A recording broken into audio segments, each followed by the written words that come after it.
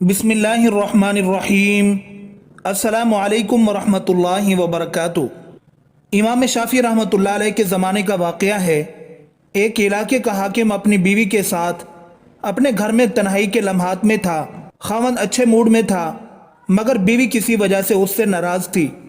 اب خاوند جتنا اس سے محبت و پیار کی باتیں کرتا وہ بیوی اتنا اس سے چڑتی اور اس سے بدتمیزی کرتی، حتیٰ کہ جب خاوند نے بہت زیادہ اس سے محبت کا اظہار کیا تو عورت کا دماغ اس وقت گرم تھا۔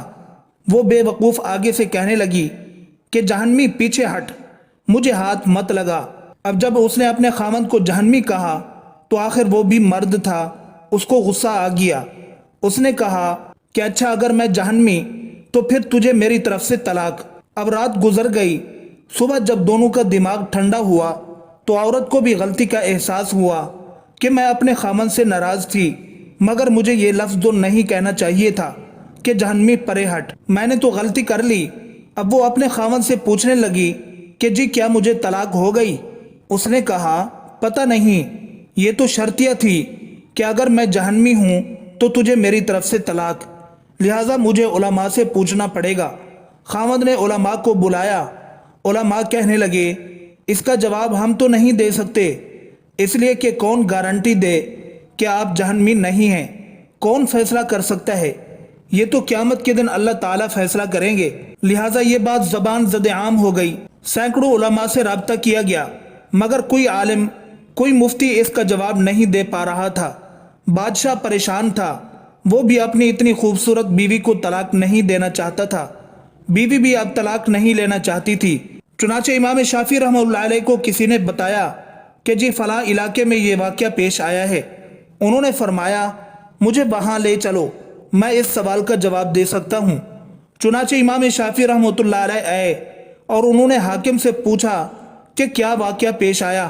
اس نے بتایا کہ اس طرح میری بیوی نے یہ الفاظ کہے اور میں نے اس کے جواب میں یہ الفاظ کہے، اب بتائیں طلاق ہوئی کہ نہیں؟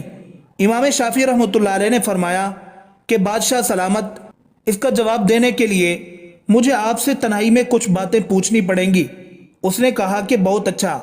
چنانچہ امام شافعی رحمۃ اللہ علیہ نے اس سے کہا بادشاہ سلامت، مجھے زندگی کا کوئی ایسا واقعہ بتائیے کہ جس میں آپ گناہ کرنے کا موقع رکھتے ہوں، گناہ کرنا آپ کے لیے آسان ہو مگر اللہ رب العزت کے ڈر کی وجہ سے آپ نے اپنے آپ کو بچایا ہو، کوئی واقعہ ایسا سنائیں۔ بادشاہ سوچتا رہا، کہنے لگا ہاں، ایک دفعہ میری زندگی میں یہ واقعہ پیش آیا۔ کیسے پیش آیا؟ کہنے لگا ایک دفعہ جلدی میں اپنے دفتر کے کام سے فارغ ہو کر اپنے بیڈ روم میں چلا گیا۔ جیسے ہی میں داخل ہوا میں نے دیکھا کہ محل میں کام کرنے والی لڑکی میرے کمرے میں چیزوں کو سنوار رہی تھی، بستر کو ٹھیک کر رہی تھی۔ جب میری اس کے چہرے پر نظر پڑی تو لڑکی حسن و جمال میں بہت پیاری تھی۔ چنانچہ میں نے دروازے کو لاک لگا دیا اور بند کر دیا۔ جب میں لاک لگا کر آگے بڑھا تو لڑکی سمجھ گئی کہ میری نیت خراب ہے۔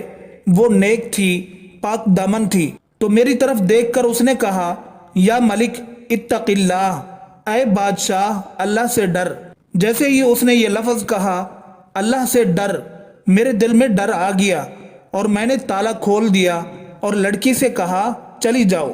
حالانکہ اگر میں چاہتا تو لڑکی سے اپنی خواہش پوری کر لیتا، مجھ سے کسی نے پوچھنا ہی نہیں تھا، مگر اس نیک بچی کے یہ الفاظ میرے دل پر بجلی بن کر گرے اور مجھے اللہ کا خوف آ گیا اور میں نے گناہ کے اس موقع سے بچنے کے لیے اس لڑکی کو واپس بھیج دیا۔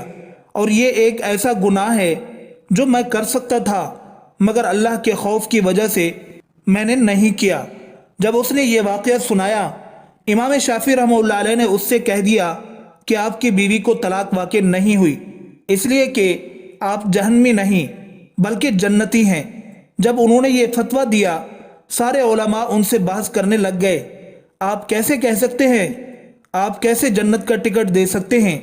کیا پرمٹ آپ کے ہاتھ میں ہے کہ آپ کہیں کہ یہ جنتی ہے، یہ جہنمی؟ آپ نے فرمایا کہ یہ فتویٰ میں نے اپنی طرف سے نہیں دیا بلکہ یہ فتویٰ اللہ تعالیٰ نے قرآن مجید میں خود عطا فرمایا ہے۔ جی قرآن مجید میں کیسے؟ انہوں نے کہا کہ قرآن مجید کی آیت وَأَمَّا مَنْ خَافَ مَقَامَ رَبِّهِ اور جو شخص اپنے رب کے سامنے کھڑا ہونے سے ڈرا وَنَهَى النَّفْسَ عَنِ الْهَوَىٰ اور اس نے اپنے نفس کو خواہشات میں پڑنے سے بچا لیا فَإِنَّ الْجَنَّةَ هِيَ الْمَأْوَىٰ پس اس کا ٹھکانہ جنت ہوگا۔ اللہ نے چونکہ فرما دیا لہٰذا میں فتویٰ دیتا ہوں کہ اس کبیرہ گناہ سے بچنے کی وجہ سے یہ بندہ قیامت کے دن جنت میں داخل ہوگا۔ امیر المومنین حضرت عمر فاروق رضی اللہ عنہ کے زمانہ مبارک میں ایک نوجوان بہت متقی اور پرہیزگار اور عبادت گزار تھا، حتیٰ کہ حضرت عمر رضی اللہ عنہ بھی اس کی عبادت پر تعجب کیا کرتے تھے۔ وہ نوجوان نماز عشاء مسجد میں ادا کرنے کے بعد اپنے بوڑھے باپ کی خدمت کرنے کے لیے جایا کرتا تھا۔ راستے میں ایک خوبرو عورت اسے اپنی طرف بلاتی اور چھیڑتی تھی، لیکن یہ نوجوان اس پر توجہ دیے بغیر نگاہیں جھکائے گزر جایا کرتا تھا۔ آخر کار ایک دن وہ نوجوان شیطان کے ورغلانے اور اس عورت کی دعوت پر برائی کے ارادے سے اس کی جانب بڑھا، لیکن جب دروازے پر پہنچا تو اسے اللہ تعالیٰ کا یہی فرمان عالی شان یاد آ گیا، ان الذین اتقوا اذا مسهم طائف من الشیطان تذکروا فاذا هم مبصرون۔ ترجمہ: بے شک جب شیطان کی طرف سے پرہیزگاروں کو کوئی خیال آتا ہے تو وہ فوراً حکم خدا یاد کرتے ہیں، پھر اسی وقت ان کی آنکھیں کھل جاتی ہیں۔ اس آیت مبارکہ کے یاد آتے ہی اس کے دل پر اللہ تعالیٰ کا خوف اس قدر غالب ہوا کہ وہ بے ہوش ہو کر زمین پر گر گیا۔ جب یہ بہت دیر تک گھر نہ پہنچا تو اس کا بوڑھا باپ اسے تلاش کرتا ہوا وہاں پہنچا اور لوگوں کی مدد سے اسے اٹھوا کر گھر لے آیا۔ ہوش آنے پر باپ نے تمام واقعہ دریافت کیا۔ نوجوان نے پورا واقعہ بیان کر کے جب اس آیت پاک کا ذکر کیا تو ایک مرتبہ پھر اس پر اللہ تعالیٰ کا شدید خوف غالب ہوا۔ اس نے ایک زوردار چیخ ماری اور اس کا دم نکل گیا۔ راتوں رات ہی اس کے غسل اور کفن و دفن کا انتظام کر دیا گیا۔ صبح جب یہ واقعہ حضرت عمر رضی اللہ عنہ کی خدمت میں پیش کیا گیا تو آپ اس کے باپ کے پاس تعزیت کے لیے تشریف لے گئے اور اس سے فرمایا کہ آپ نے ہمیں اطلاع کیوں نہیں دی تاکہ ہم بھی جنازے میں شریک ہو جاتے۔ اس نے عرض کی، امیر المومنین، اس کا انتقال رات میں ہوا تھا اور آپ کے آرام کا خیال کرتے ہوئے بتانا مناسب معلوم نہ ہوا۔ آپ نے فرمایا کہ مجھے اس کی قبر پر لے چلو۔